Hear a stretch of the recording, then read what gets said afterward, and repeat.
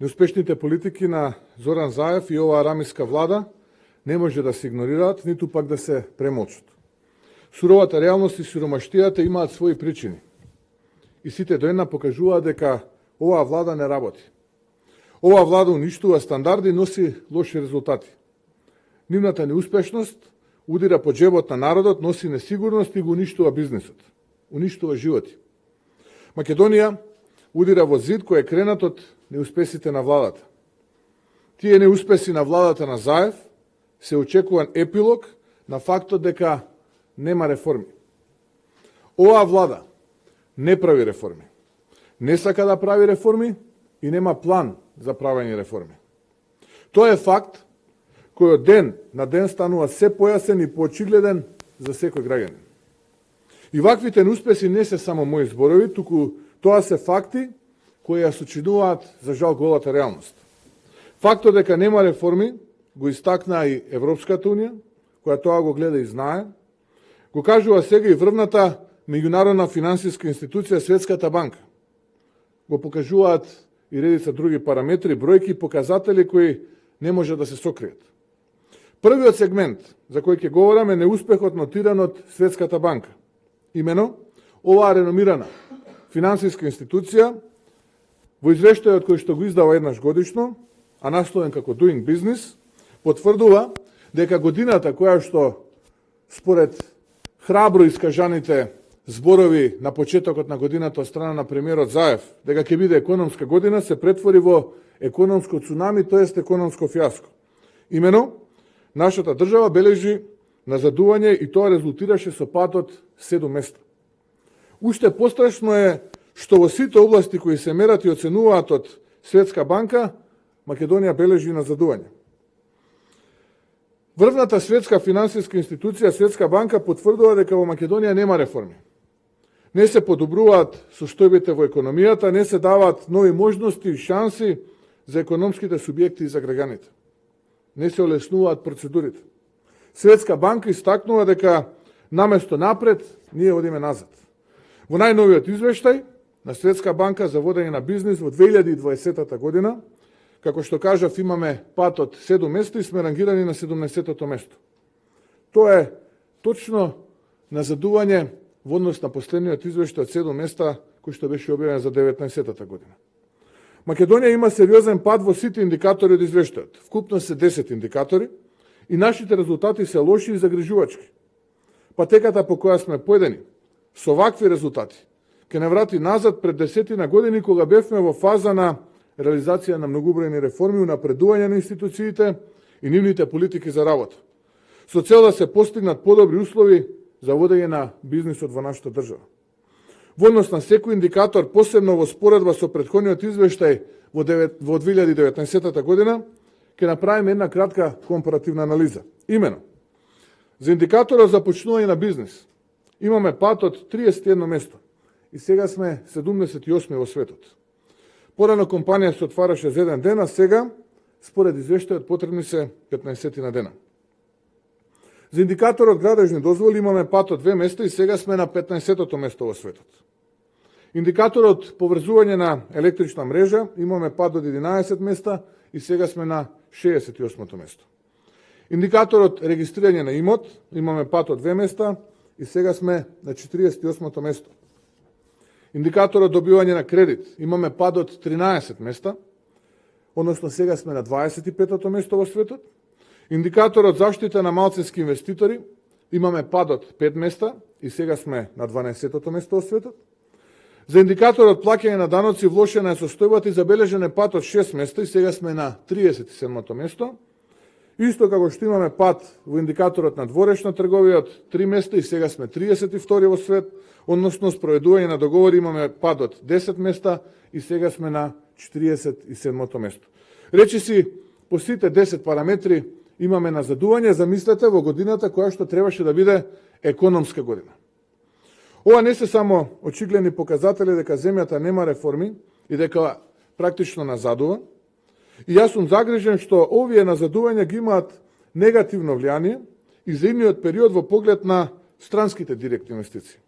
Кога сме кај странските директни инвестиции, ќе ми дозволите една кратка анализа за првите 6 месеци од 2019 година, бидејќи владата е полна, нели, со оној збор блескаме, и дека практично успеале да ги триплираат волуменот на странски инвестиции во Македонија, но каква е реалноста? Во првите 6 месеци во Македонија се влезени вкупно 48 милиони евра директни странски инвестиции. Чисто како за споредба со останатите држави во регионот, таксативно ќе наведам неколку примери. Имено, соседна Бугарија за истиот период има 341 милион.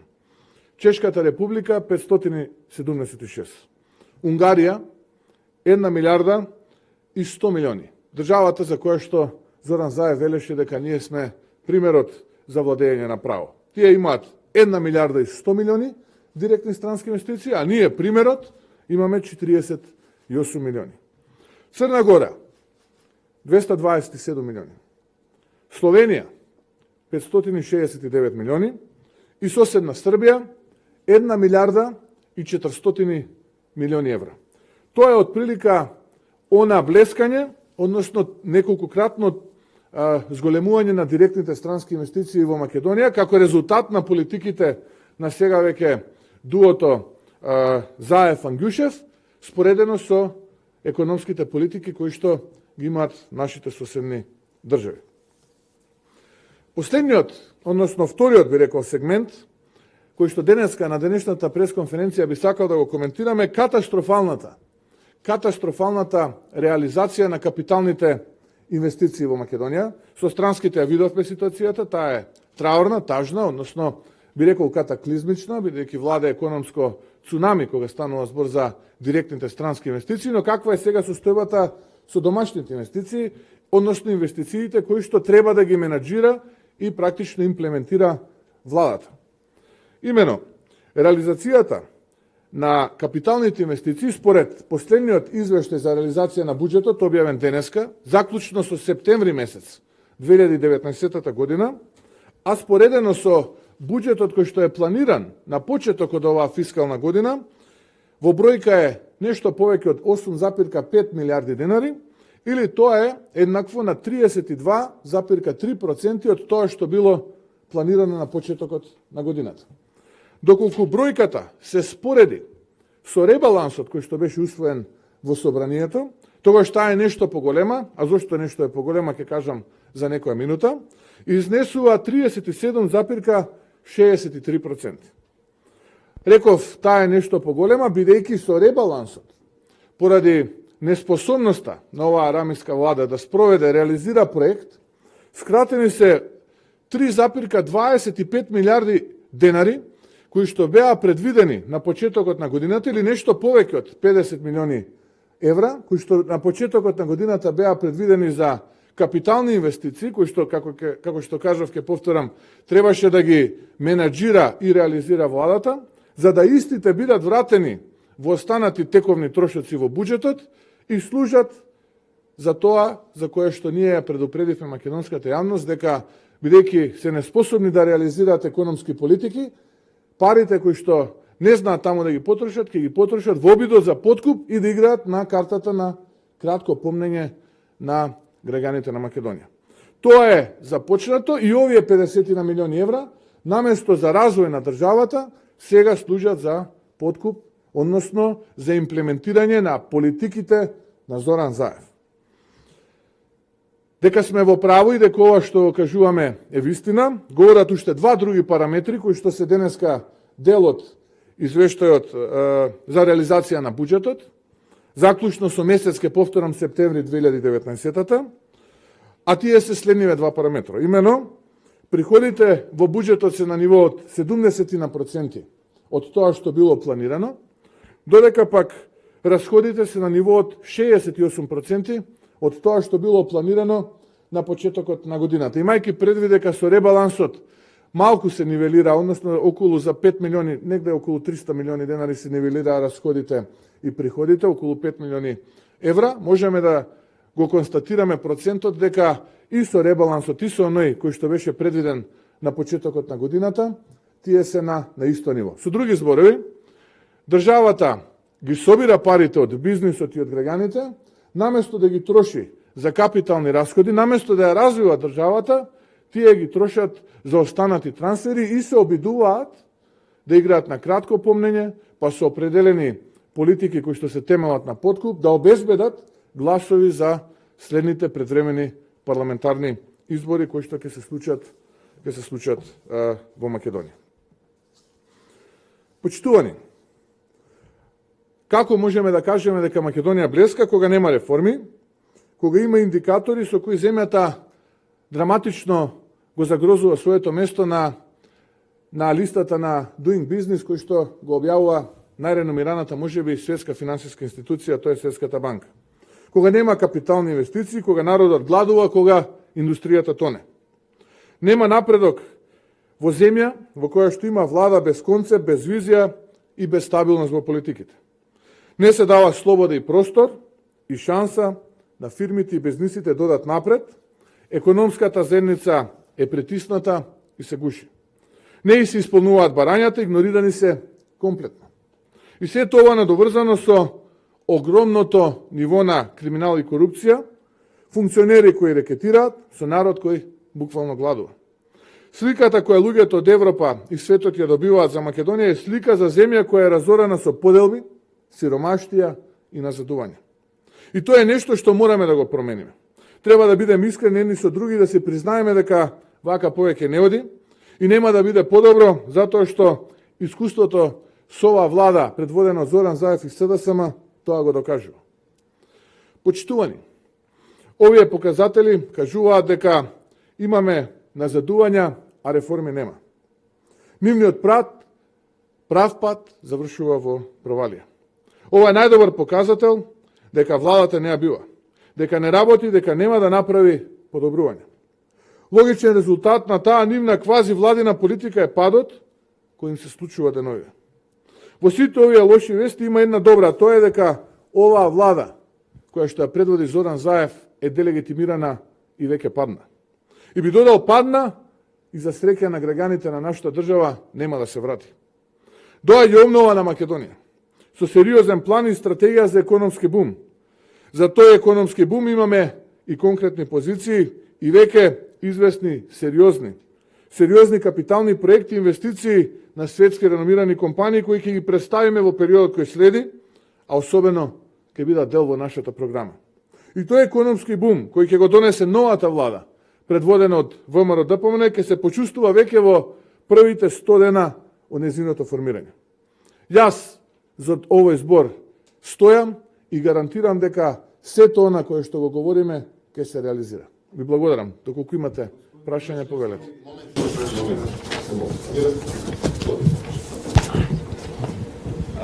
Дали може да не ги појасните економските параметри врз база на кои ви оценувате дека постои назадување во економијата и дека реформи воопшто не постојат во Македонија?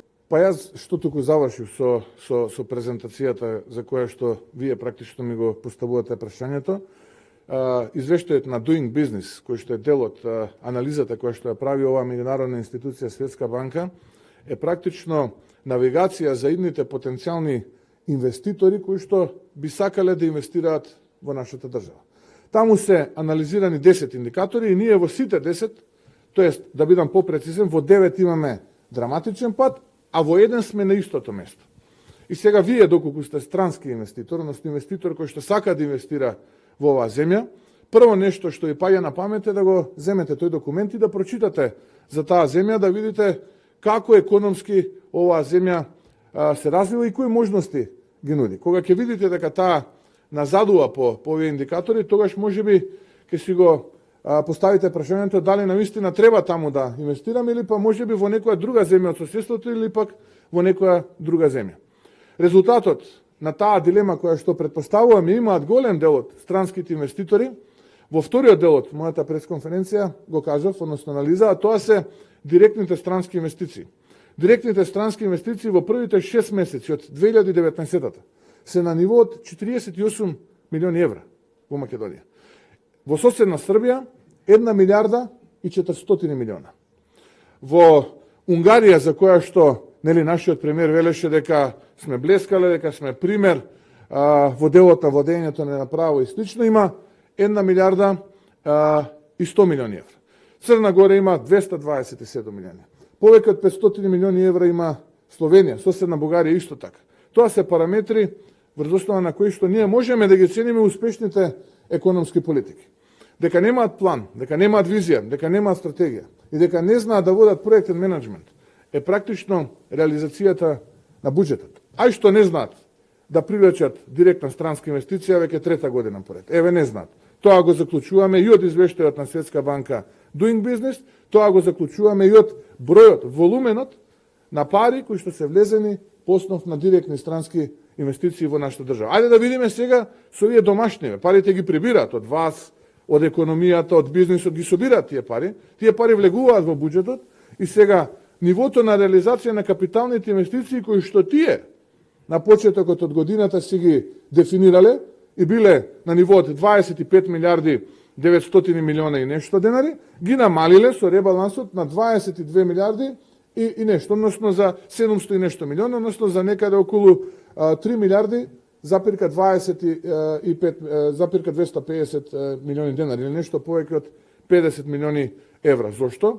Затоа што тие пари им требаат за да ги пренасочат во други политики, во отсуство на визија да ја развивате сопствената држава. Парите кои што ги собирате од граѓаните, од бизнисот, наместо да ги инвестирате за развој на таа држава, вие ги инвестирате за покривање на штетни политики и подкуп и мислите дека народот има кратко помнење, ќе го заборави криминалот, корупцијата, арамилукот, понижувањето, сега пред избори овие 2 месеца му е мајката, што би рекол еден наш политичар, и готово ќе ја добиеме довербата.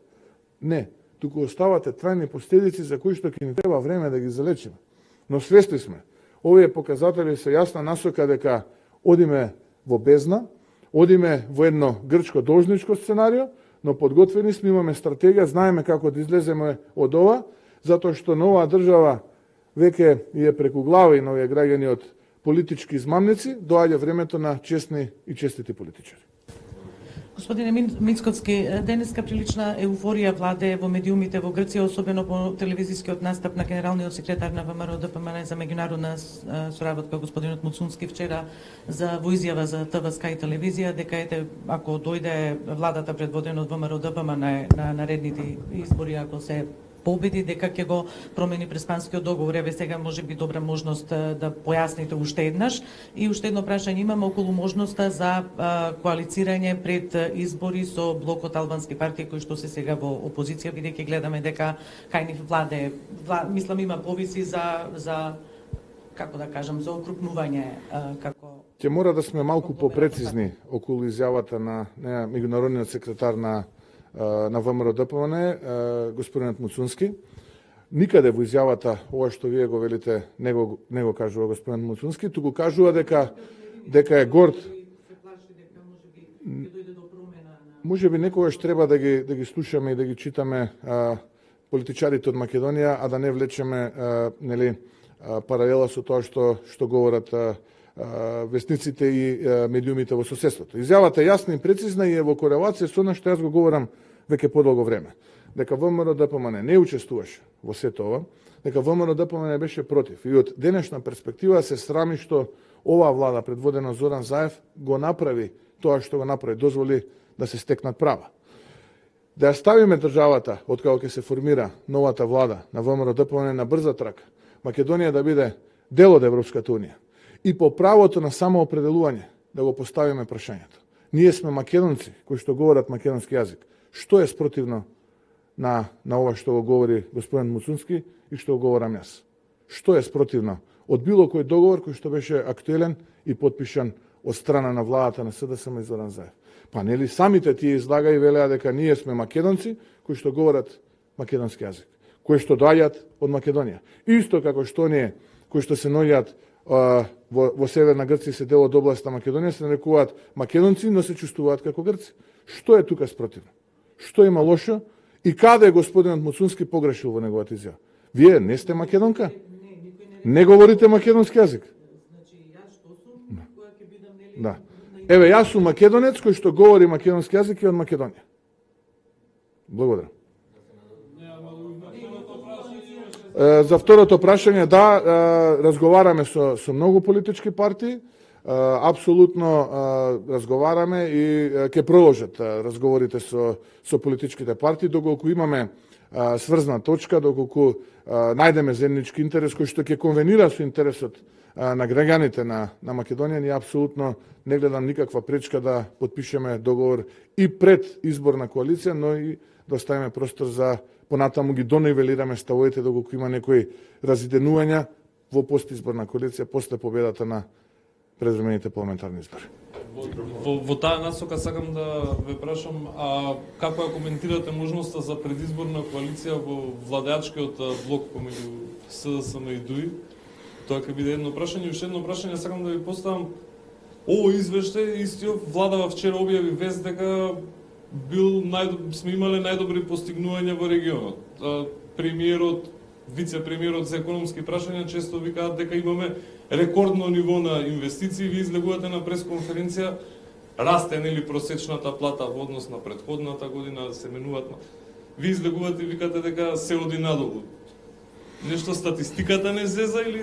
Па не, ако го отворите извештајот и ако го прочитате, ќе видите дека тоа што го говораме е вистината. Сега, ја наистина некога се чудам и на оптимизмот на граѓаните кои ќе ги слушаат изјавите од Заев и Енгјушев и дека се уште веруваат на луѓето кои што се колнеа, дури и во најмилото па лаже.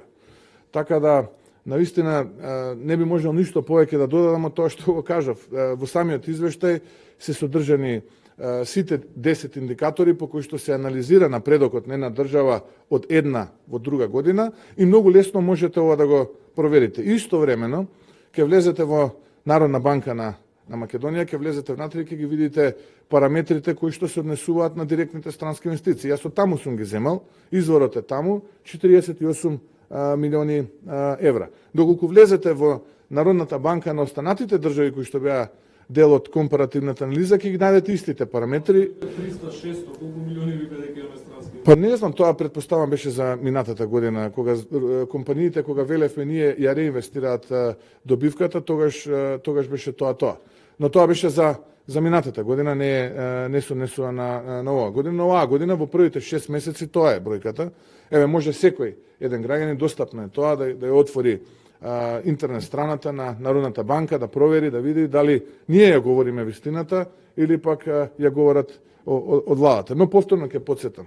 Тоа го зборував и на државниот празник на нашиот настан на Свечената академија кој што имавме во Прилеп пред 2 дена.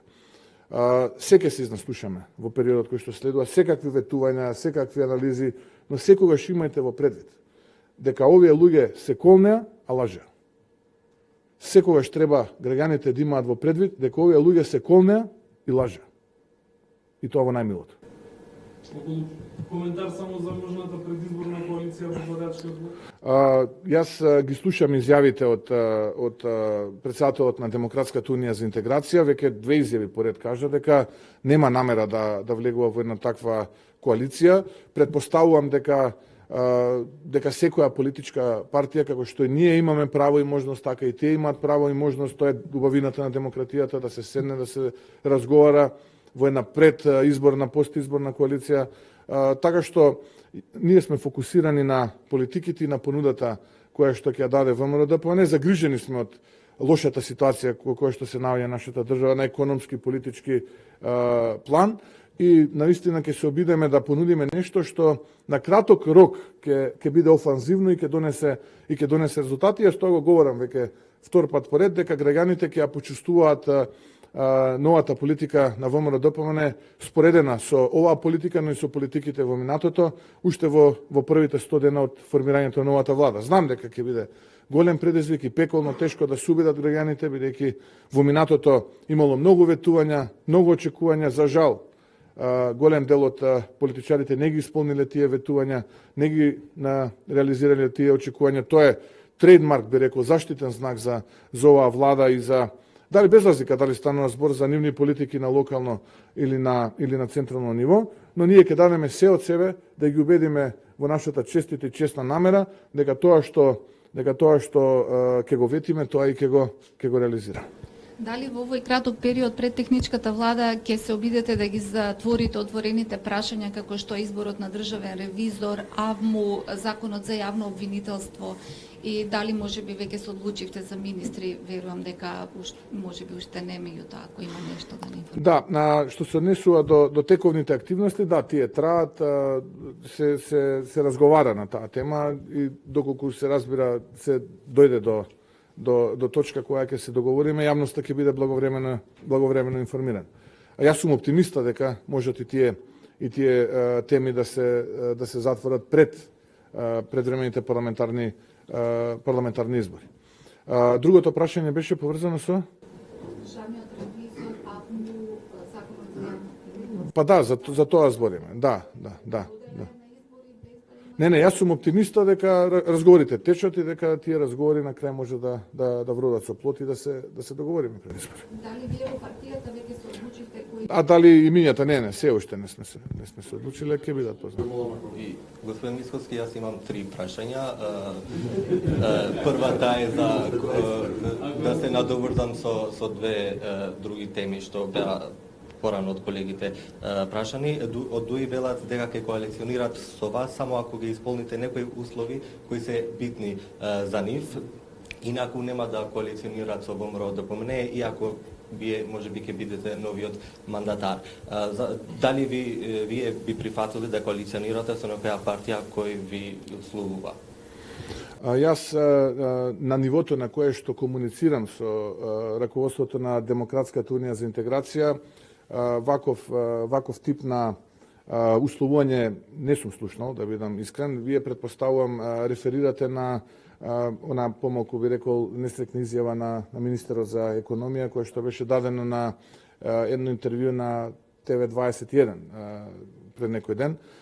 Мислам дека е погрешно протолкувана. Добро е да сме попрецизни во периодот кој што следува, за да не оставаме простор за било какви шпекулации и недоречености.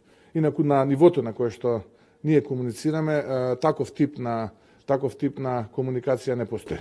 Значи веќе комуницираме. Уште една прашање. Комуницираме со сите партии, ние тоа сум го кажал, ние комуницираме со сите партии. Не е важно за тоа. Уште едно прашање ве молам. Жителите во општина Чашка вчера протестираа против отварање паралелка на албански јазик, дури кажа дека таму е место етнички чисто. Има и обвинување дури дека овие протести ги поттикнува ВМРО ДПМН.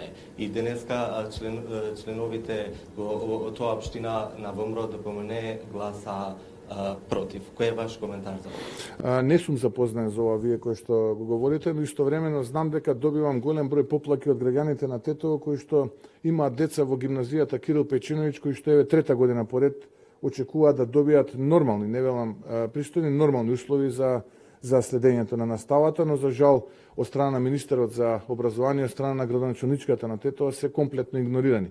Но во делот дека ВМРО ДПМН стои позади било каква организација на протести или немили настани, категорично го одбивам, но треба да ја видиме актуелната ситуација, да ги видиме фактите и дури потоа како партија и јас лично ќе се произнесеме, инаку јас навистина прв пат од вас слушам за нешто што се случувало, но повторно ќе кажам, на дневна основа добивам поплаки од граѓаните во Тетово чии што деца учат во гимназијата Кирил Печиновиќ во навистина не стандардни, него во понижувачки услови и веќе трета година поред никој нема слух за нив. Се надам дека идната влада ќе најде слух и дека ќе обезбеди подобри услови за следење на наставата, барем онакви какви што имаат нивните сокласници во другите краеви во Македонија.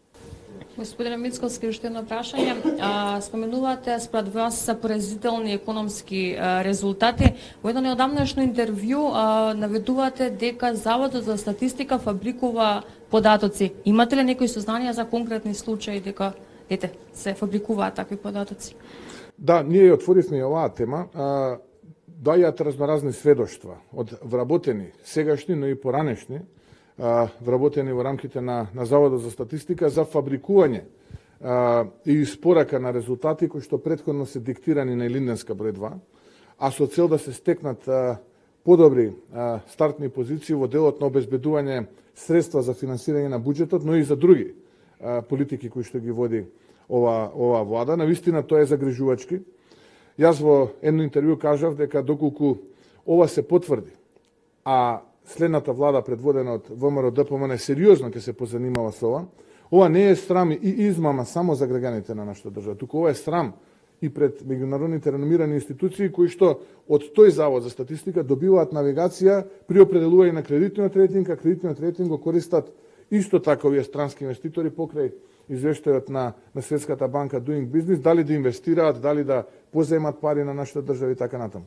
Тоа представува една класична измама која што ние како идна влада која што ќе формираме, детално ќе истражиме и апелирам и до вработените до Заводот за статистика, но и апелирам до овие луѓе кои што ги вршат тие притисоци, а се знаат тие кои се препознаат во мојата изјава, да престанат да ги малтретираат луѓето, а овие кои што се вработени во Заводот за статистика да не бидат соучесници во кривично дело.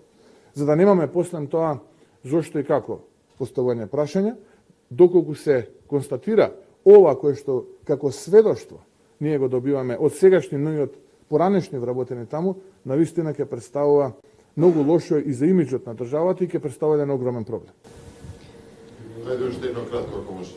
Господине Мицковски, дали има можност за измени во изборниот законник пред изборите, особено во делот за финансирање на изборната кампања или начинот на финансирање на политичките партии?